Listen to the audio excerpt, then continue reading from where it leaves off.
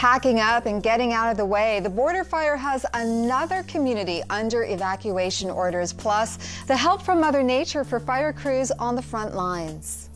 They're going to win something, or they're going to compete, but you know, they win just by being here.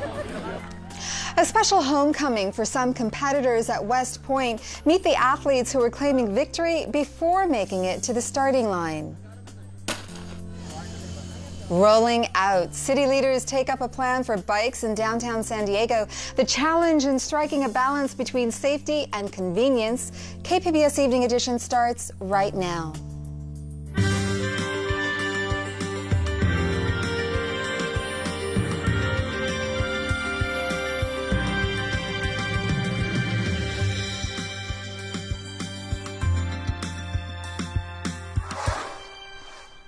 Good evening. Thanks for joining us. I'm Amitha Sharma. Firefighters are racing to protect homes and lives from a growing wildfire in East San Diego County. The so-called border fire burned at least 7,500 acres so far. KPBS reporter Taryn Mento says changes in weather are helping fire crews get it under control today. Lake Morena is the latest community to be evacuated due to the border fire, which is still raging despite cooler temperatures today. Those residents join about 200 others who have been forced to leave their homes. That was getting really scary. At the Los Coches Creek Middle School, one Campo resident, who asked us only to use her first name, Laura, uses her cell phone to show images of the border fire creeping closer to her home. And the first day, we were getting chunks of ash, really big chunks of ash. Her community is only under an evacuation advisory, but she chose to leave when she saw others packing up. She grabbed what was most important and headed to the evacuation site. Baby pictures for my kids, birth certificates, and my dogs.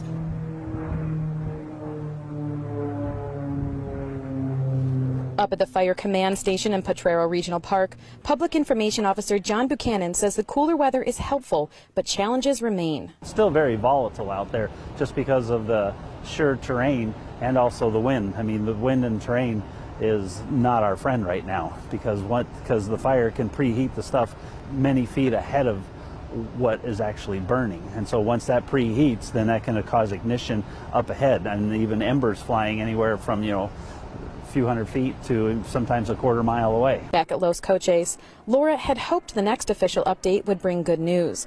She says depending on which way the fire is burning, she may return home. About 1,500 firefighters are working to control the fire, which is only about 5% contained. Some crews have come all the way from Butte County, which is near Sacramento. Taryn Mento, KPBS News. More than 4,700 firefighters are battling 6 active wildfires in California tonight. Southern California air pollution regulators have issued a smoke advisory due to 2 wildfires burning in the San Gabriel Mountains. This is 20 miles northeast of Los Angeles. Firefighters are now referring to both fires as one incident called the San Gabriel Complex Fire. The fires have burned a combined 5,400 acres. More than 700 homes have been evacuated.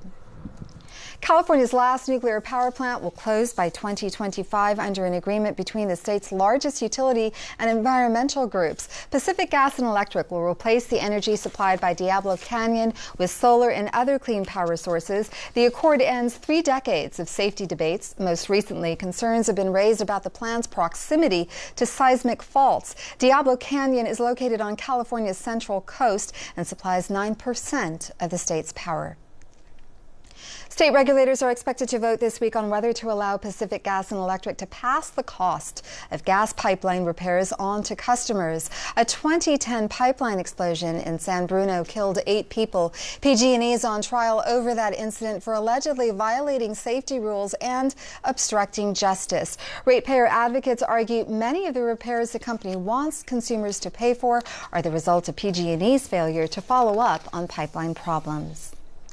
9 new miles of bike lanes are headed to downtown San Diego. They're part of the Downtown Mobility Plan approved by the City Council today. KPBS reporter Claire Tregeser has details.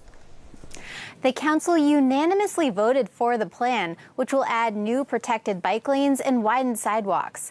The plan will cut almost 475 parking spaces downtown, but not for 30 years. It will also reduce car lanes on some downtown streets. Before the council vote, a group of cyclists held a rally and traced the new bike lanes route. Evan Burbridge joined the ride. He lives in North Park and says he bikes to work in downtown every day. Cars aren't necessarily aware that you're going to be riding right next to them in the lane or riding around them, especially when cars are stopping, turning, waiting for pedestrians to cross. They're not really worrying about you as a cyclist. The $63 million plan will now go to city staff, who will analyze it and design how exactly to carry it out. Claire Tregesser, KPBS News. Caltrans says a new survey finds nearly half of all motorists admitted to sometimes littering along the state's highways. Caltrans says nearly 1 in 5 respondents report intentionally dumping something on the side of the highway. That covers anything from old furniture and appliances to green waste like lawn clippings and leaves. Grocery workers in San Diego County have authorized a strike against Ralph's, Vaughn's, and Albertsons stores. Workers voted yesterday across the Southern California region. Results of votes at union chapters outside of San Diego are pending. Union President Mickey Kasparian says the contract between the stores and employees expired more than 3 months ago. Workers want higher pay and lower benefit costs. Downtown San Diego is getting a tech upgrade next month. Officials announced today that free Wi-Fi will be available during the Major League Baseball All-Star Game and Comic-Con. Comic-Con's David Glanzer thanked the city for making local and international attendees feel welcome. Our attendees are early adopters, and the internet is a necessary tool for so much of what occurs at Comic-Con and what is represented at the show. The city teamed up with Cox Communications to offer the service. City tourism officials are hoping visitors will use the free Wi-Fi to share photos and videos of the good times they're having in America's finest city. July is typically the busiest tourist month of the year. Last year, about 4.5 million people came to visit, and they spent about $1.2 billion. The free unlimited hotspots will be available from July 8th through the 24th. San Diego's affordable housing crisis is more than a decade old. KPBS Metro reporter Andrew Bowen says the City Council passed a package of incentives today, and they hope to make affordable housing construction cheaper and easier.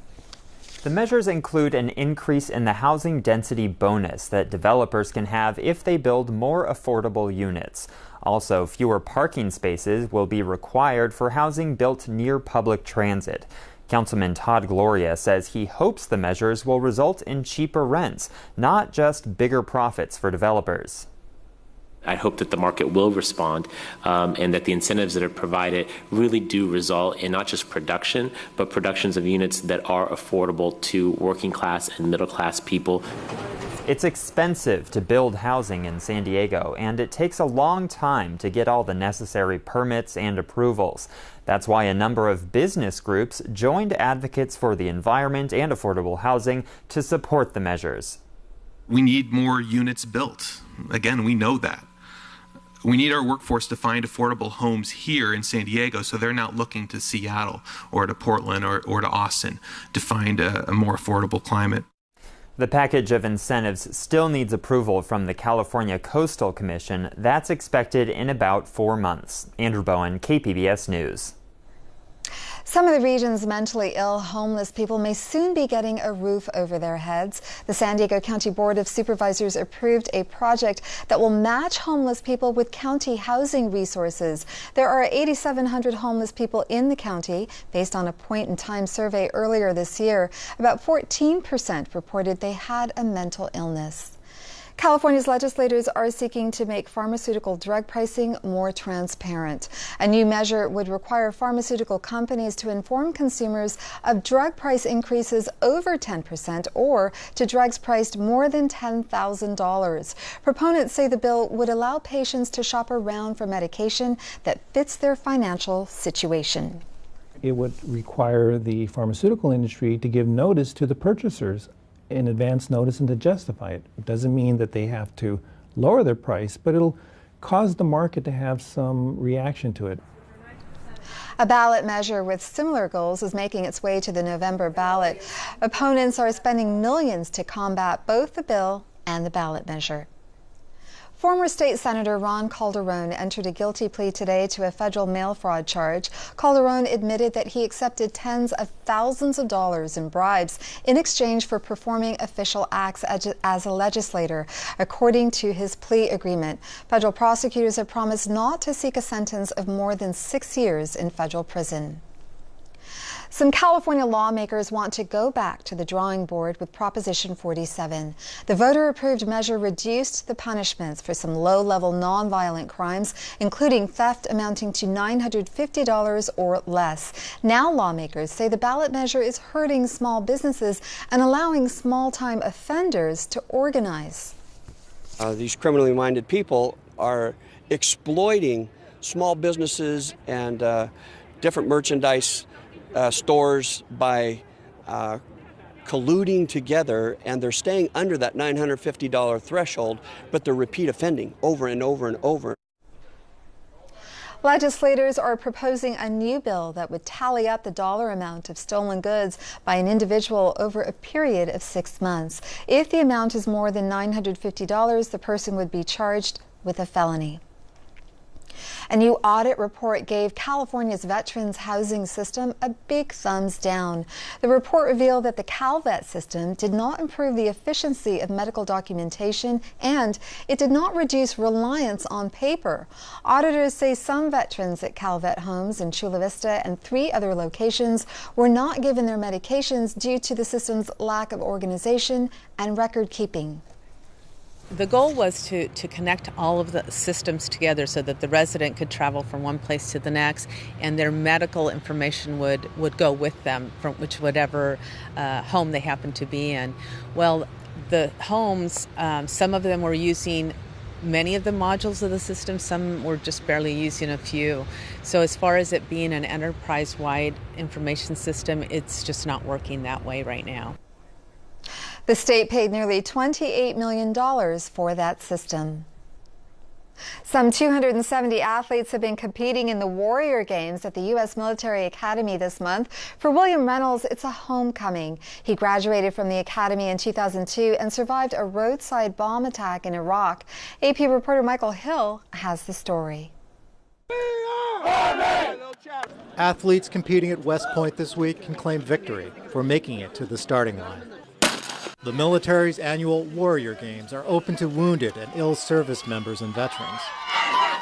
Volleyball, swimming, cycling, and basketball keep the competitive spark alive for athletes. It's actually a little bit of a surprise that once you get past the physical piece, the training and the discipline is all the same.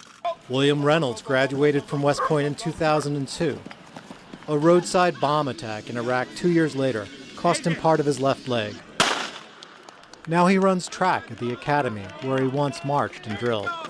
Reynolds likes feeling the camaraderie he left behind in Iraq, and running races sends a message to the soldiers he served with.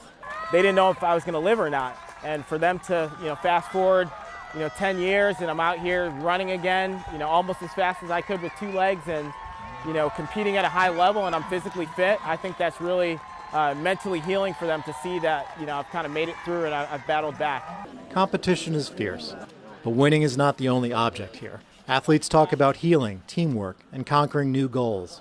You look around and you see what's going on here. They're going to win something or they're going to compete, but, they win just by being here.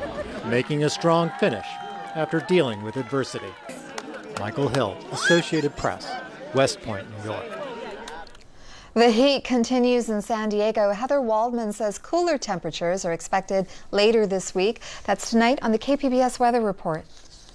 It was another scorcher of a day in the desert Southwest, a little bit more comfortable closer to the coast, where we did have that nice little sea breeze to keep temperatures a solid 15 degrees lower near the water as compared to just a few miles inland. Radar is showing a few little returns into the deserts, but because the air is so dry, nothing is reaching the ground. Although over the last couple of days, there were some concerns for any of these dry thunderstorms to pop up. The lightning is the big issue because, of course, with no rain to moisten moist in the ground, wildfires can ignite very, very easily. So that's going to be something to watch out for again through tonight and into the day tomorrow. Temperatures at the coast again on the mild side, mid to upper 60s, but during the day not super hot. Farther inland, temperatures will cool off into the upper 50s in Ramona, upper 70s in Borrego Springs. We'll stay at 83 degrees in Mecca. Here's what we've got coming up for the day on Wednesday. Still looking at that intense heat from Vegas back towards Phoenix and into LA as well. Again, coastal areas will be spared the worst of the heat, but inland still looking at 90s to maybe even triple digits in some places. The good news is after Wednesday, some cooler air does finally start to move in. Not everybody is going to feel that cool down, at least not immediately, so some definitely going to have to be patient. Here's a look at the forecast for the coast, where again, things not too bad. Temperatures will be in the upper 70s after being in the 80s today, so much more seasonable as we go through the end of this week and into the weekend. We'll have plenty of sunshine to enjoy too. Overnight lows nice and comfortable in the lower to middle 60s, so some good nights to open up the windows and let a little bit of fresh air in. Here's a look at that forecast inland. Again, even just away from the water, temperatures cooling down nicely through the second half of this week. Talking upper 70s Wednesday through Friday, will be around 77 both days this weekend. Clouds will limit the sunshine in some places, but all in all, pretty pleasant weather coming up over the next few days. Lows will stay in the 60s inland. Into the mountains, this is where we don't feel too much of a cool down. If anything, it stays on the warm side. Mid to upper 80s Wednesday and Thursday, back into the 90s by the end of this coming weekend. The valleys especially going to be the hot spots. That's where all that solar energy gets focused. Up in the mountaintops, of course, could be feeling warm as well underneath all of that sunshine. And finally, the deserts. Not much cooler here, unfortunately, well into the triple digits over the next several days. 109 Friday, back at 110 on Sunday, and that sunshine, you know it's going to be sizzling. So if you're headed out to the great outdoors, you're going to want to take it easy for the next few days. I'm meteorologist Heather Waldman for KPBS News. The growing chaos in Venezuela is ripping apart the school system. Students go through the day dizzy with hunger and face muggings in the hallways. Teachers skip work to wait in food lines. AP reporter Warren Levinsa says this may create a lost generation. A school day begins in the slums of Caracas, but 14-year-old Maria Arias won't have a full day of classes at her high school. Most of the teachers hardly come.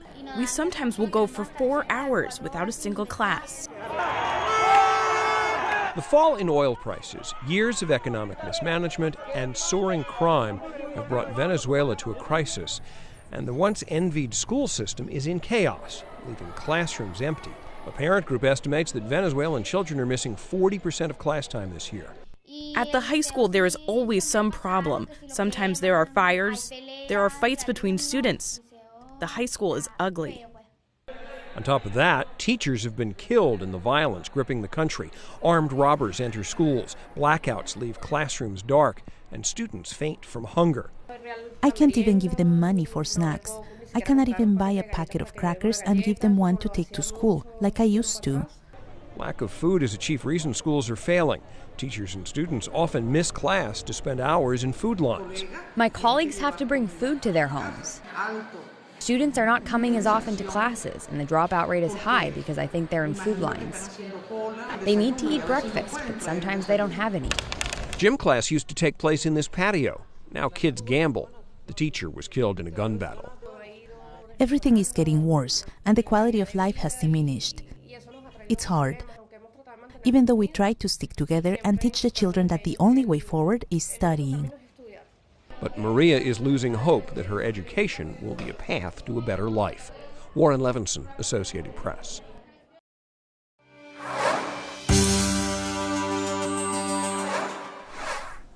The business that aims to make you feel hot under the collar may be a good thing for San Diego's economy.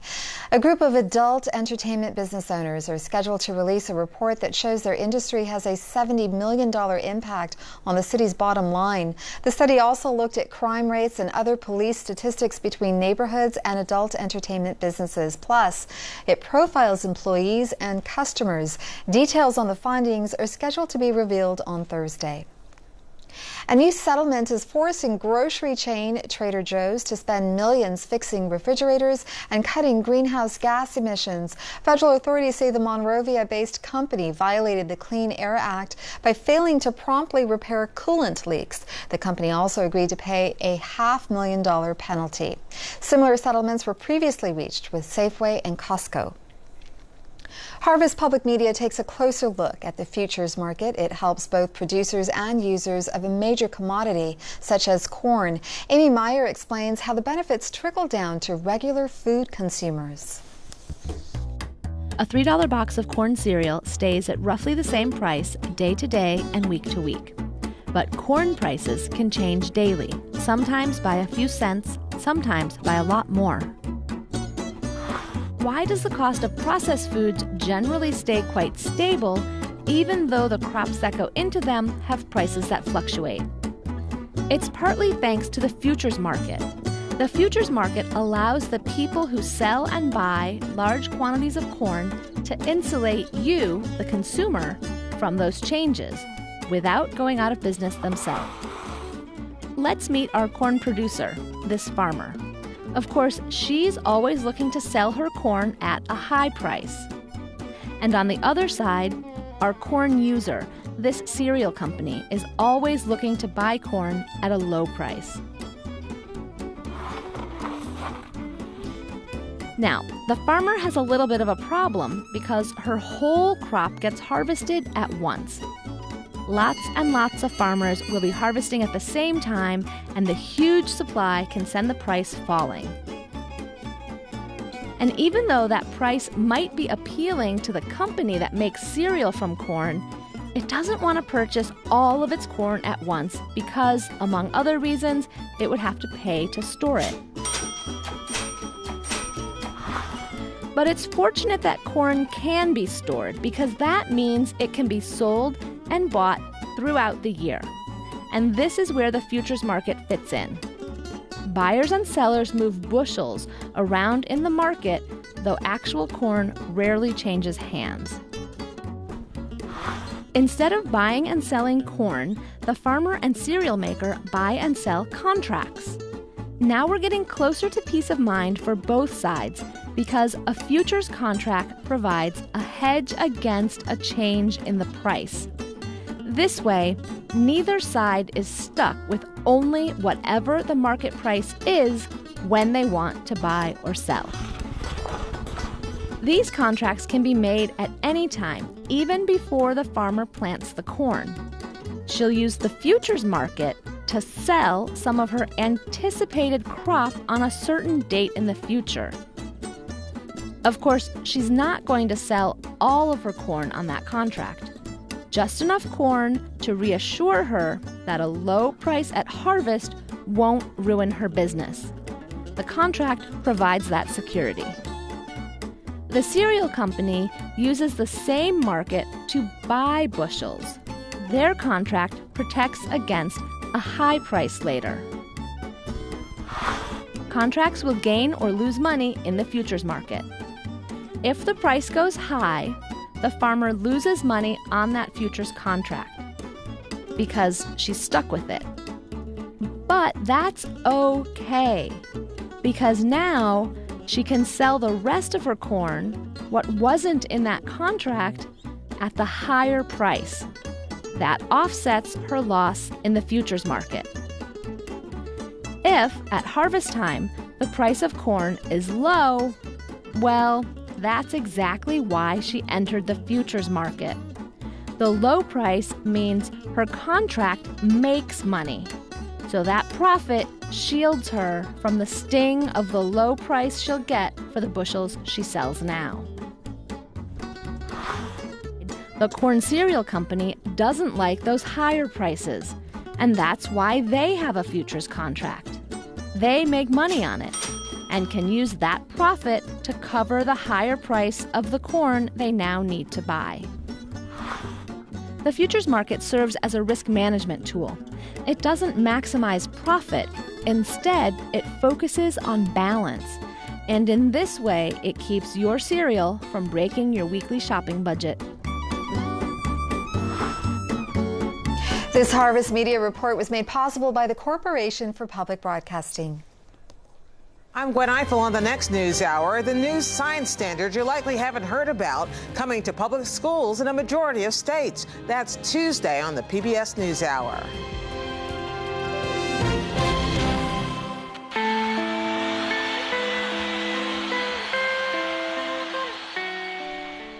Led Zeppelin singer Robert Plant took the stand in a copyright infringement trial today. The band is accused by the trust of the late songwriter Randy California of stealing his work and repurposing it as the opening of the rock epic Stairway to Heaven. But Plant told the jury he remembers composing the beginning of the song when he sat by the fire in the English countryside. He said he was trying to convey the remote pastoral Britain and the old, almost unspoken Celtic references in the first stanza of the song. Here's a look at what we're working on for tomorrow in the KPBS newsroom. On Morning Edition, San Diegans pay more for electricity than almost everyone else in the country. We take a look at why and what it has to do with the beleaguered state agency. That's tomorrow on KPBS Radio. You can find tonight's stories on our website, kpbs.org/evening edition. Thank you for joining us and have a great evening.